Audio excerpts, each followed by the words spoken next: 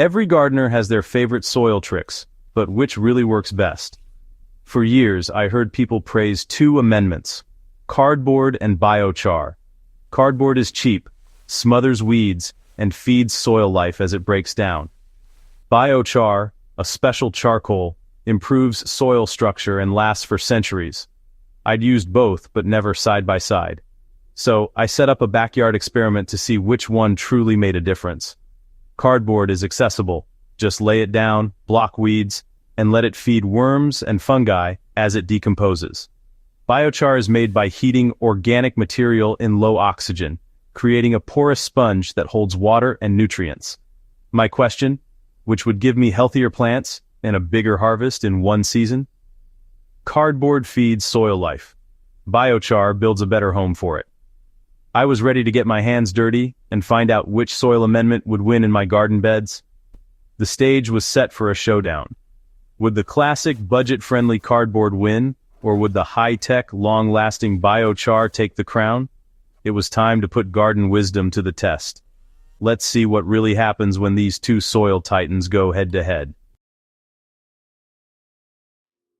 To keep things fair, I used 3 identical raised beds, all with the same soil and compost mix. The first bed was my control, just soil and compost. The second bed got a layer of plain cardboard at the bottom, then the same soil mix on top. The third bed was mixed with charged biochar, biochar soaked in compost and fertilizer for a week. Each bed was planted with the same number of bush bean seeds, all at the same depth. I watered them equally and let nature take over. The control bed would show how plants grow with just good soil.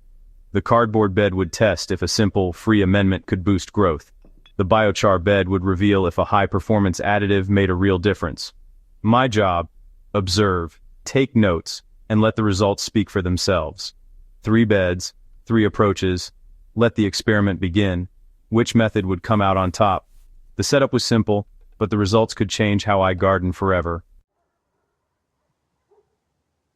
At first, all 3 beds looked the same. Beans sprouted and grew strong.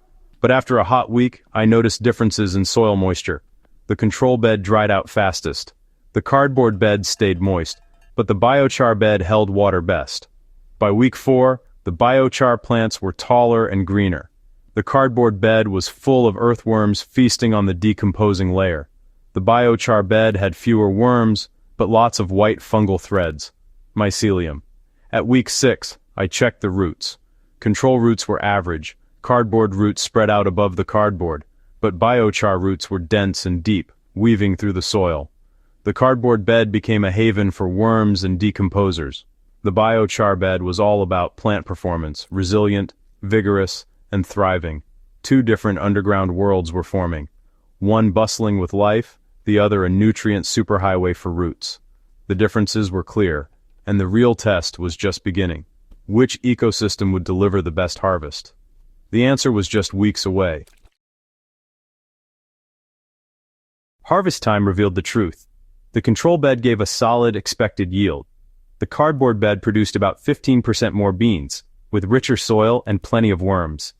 The biochar bed blew them away. 40% more beans, bigger plants, and almost no disease. The roots in the biochar bed were massive, filling the soil with a dense network. Cardboard gave a quick biological boost, feeding soil life and improving texture for a season or 2. Biochar was a permanent upgrade, better drainage, aeration, and nutrient retention that only improves with time. The real lesson? These amendments aren't rivals, they're teammates. Cardboard feeds the soil, biochar builds the pantry. Use both sheet mulch with cardboard, then add charged biochar for the ultimate soil. You get an immediate boost and a lasting foundation.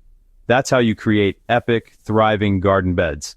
Sometimes the best results come from combining old wisdom with new science.